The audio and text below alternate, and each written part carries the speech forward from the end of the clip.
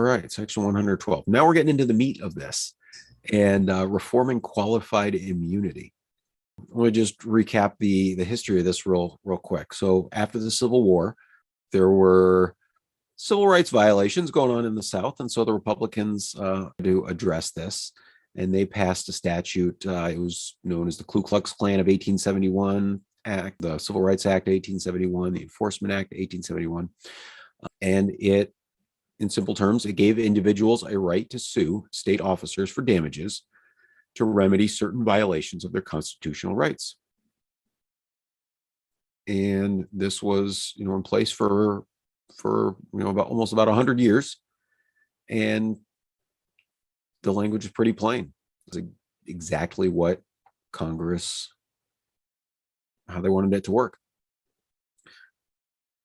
But in the 1950s, the Supreme Court began to ask whether, well, maybe back in 1871, Congress meant that there'd be immunity for in certain cases. There are other examples of places where we give immunity to public officials, like legislators going to and from sessions of Congress, while they're in session. It's a thing. And so the court was like, well, maybe this should apply to police officers too. And so they started doing that in they recognized that in the end of the 60s, beginning of the 70s, forget the exact date. And then after that, then they expanded it. So now qualified immunity means that essentially there's a rebuttable presumption that if your civil rights were violated, the officer had no idea that they were doing so, unless it is well established in law that they should have known better. And so that is what this specific language seeks to address. So what this section does is it adds to Section 183 of Title 42 United States Code, which is the law that Congress enacted in 1871. It adds an exemption. It says, it shall not be a defense or immunity to any action brought under this section against a local law enforcement officer, such as the term is defined in Section 111 of the George Floyd Justice Act, or in any action under any source of law. It shall not be a defense that the defendant could not have reasonably been expected to know whether or not his conduct was lawful.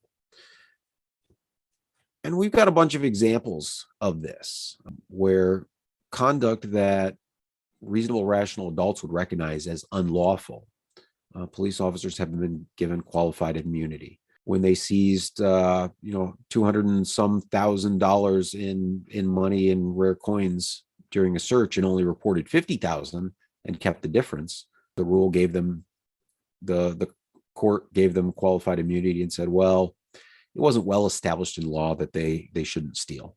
There's many examples of how qualified immunity has been abused.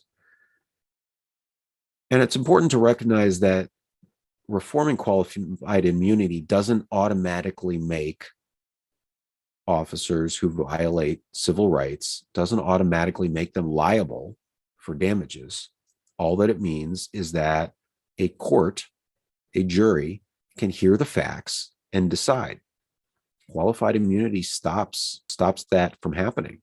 And so in order to establish justice, ensure that everyone has greater access to it, it's necessary to reform qualified immunity.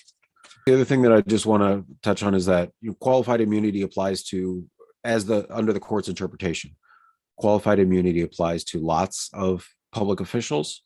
And I just want to point out that this reform only addresses law enforcement.